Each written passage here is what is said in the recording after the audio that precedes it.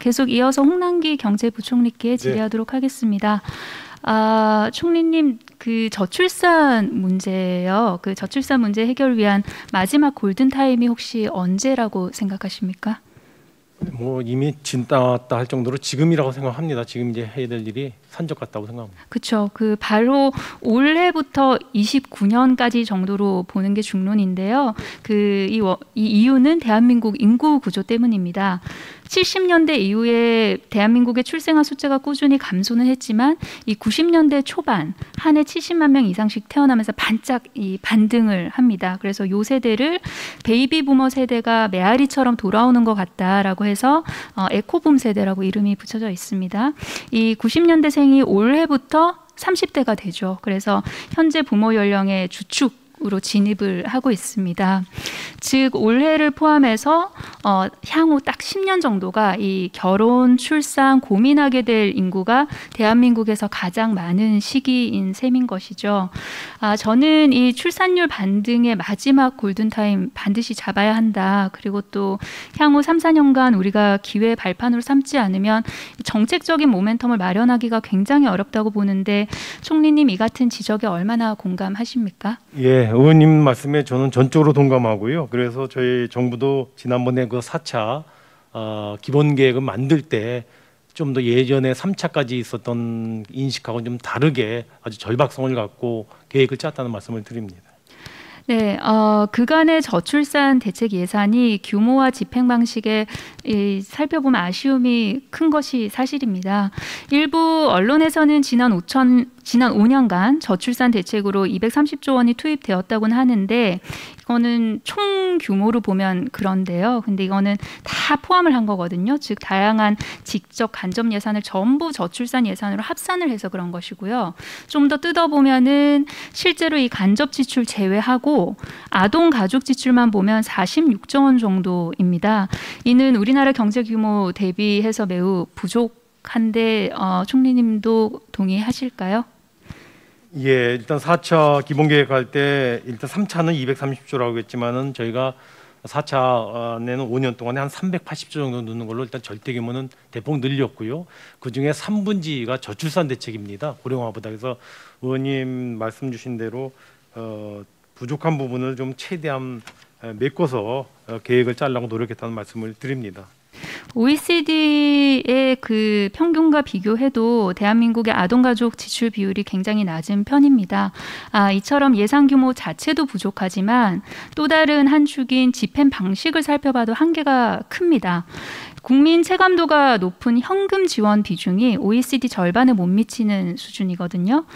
경제부총리님께서 보실 때 이 같은 문제점을 해소를 좀 시원하게 좀 해보고 또 저출산 문제 해결의 마지막 골든타임 잡을 만큼 충분한 예산이 이번 정부안에 반영됐다고 생각하시는지 궁금합니다. 예, 그 4차 기본계획 짤 때 저희가 고령화위원회하고 같이 고민했던 부분인데요. 의원님 말씀하신 대로 현금 지원을 강화하는 쪽으로 해서 그때 친가족 5대 패키지라고 해서 특별히 저희가 영아수당을 포함해가지고 첫 만남 이용권이라든가 이런 새로운 사업들을 많이 넣는데요. 그것이 아까 말씀드렸던 뭐 사업보다는 현금을 지원하는 쪽이었고요. 뭐 의원님 보시기에 충분하진 않겠지만은 저희가 4차 기본계획을 짤 때는 그 부분에 중점을 두고 예산을 짰다는 말씀을 드립니다. 계획을 짰다는 말씀을 드립니다. 그리고 일각에서는 이 저출산 대책 관련해가지고 이게 돈을 지금까지 얼마나 많이 넣었는데 나아지는 게 없지 않느냐라는 그런 비판이 있는데 사실 저는 그 비판에 대해서는 이게 만약에 우리가 그만큼도 투자를 하지 않으면 이게 유지 내지는 완만한 하락도 유지되지가 않을 것 같거든요. 그래서 그걸 조금 다르게 보는 시각이 필요할 것 같다는 말씀 드리고요. 영아수당 관련해서 질의 좀 드릴게요. 내년도 예산안에 영아수당 그리고 방금 말씀하신 그런 첫 만남 이용권 도입, 아동수당 확대 등 문재인 대통령께서 시정연설에서 강조했던 저출산 극복 의지가 분명히 담긴 그런 것들이 많이 보입니다. 근데 무척 좀 아쉬운 게 이게 바로 생일에 따라서 360만 원까지 차이가 나는 영아수당 때문입니다. 이 때문에 현재 청와대 국민청원 게시판 또 육아 커뮤니티에서 민심이 들끓고 있는데요. 최근 제기되고 있는 해당 사업 문제점에 대해서 알고 계십니까? 예, 그게 아마 저희가 내년 출산율 제고 목적이라 내년도에 신규 출생하는 아동부터 적용하기로 했는데 기존의 아동들도 좀 적용했으면 좋겠다는 요구로 제가 알고 있습니다. 내지는 예를 들면 하루 차이로 네. 태어나면은 360만 원까지 차이가 나는 거죠. 그러니까 22년 1월 1일, 21년 12월 31일 그렇게 따지자면, 그러니까 이게 지금 형평성에 맞냐 그런 여론이 조금 들끓고 있는데, 이 영아 수당 예산을 편성한 취지를 한번 돌아봤으면 좋겠습니다. 이 편성한 취지는 바로 양육자들, 주 양육자들 직접 돌봄이 중요한 0세 1세 아동에 대해서 이 돌봐야 되니까요. 돌봄에 투자하는 시간 대비해서 포기해야 하는 그런 소득을 보장하겠다는 거 아닙니까? 근데 방금 말씀드렸던 것처럼 22년 1월 1일 이후 출생한 만 2세 미만 영아에 대해서만 지급을 하겠다라고 기준을 이렇게 설정하는 바람에 이런 지금 형평성 문제가 발생을 했습니다. 21년 12월에 태어난 아이는 현행 제도에 따라서 가정양육수당을 받아야 되기 때문에 2년 동안 420만 원 받는데요. 근데 한 달 이후 22년 1월에 태어난 아이는 신규 제도에 따라서 2년간 영아수당으로 780만 원을 받게 되는 셈이죠. 그러니까 불과 단 며칠 차이로 정부 지원에 있어서 360만 원 정도의 차별을 받게 되는 셈이 됩니다. 일찍 태어난 아이들은 무슨 죄냐, 산통을 참아가면서 늦게 낳으라는 소리냐 등등등 이런 글들이 많이 눈에 띄고요. 예비 부모들의 원성이 좀 자자한 상황입니다. 정부가 이분들의 목소리에 귀를 기울여서 한번 좀 재고를 해봐야 된다고 생각하는데 부총리님 의견 듣고 싶습니다. 예, 의원님께서 그렇게 말씀 주시는 취지는 뭐 제가 잘 알겠고요. 근데 의원님 뭐 우리 604조 예산 사업을 하다 보면은 하루 차이 이런 걸로 대상이 되고 안 되는 분들이 너무 많아서요.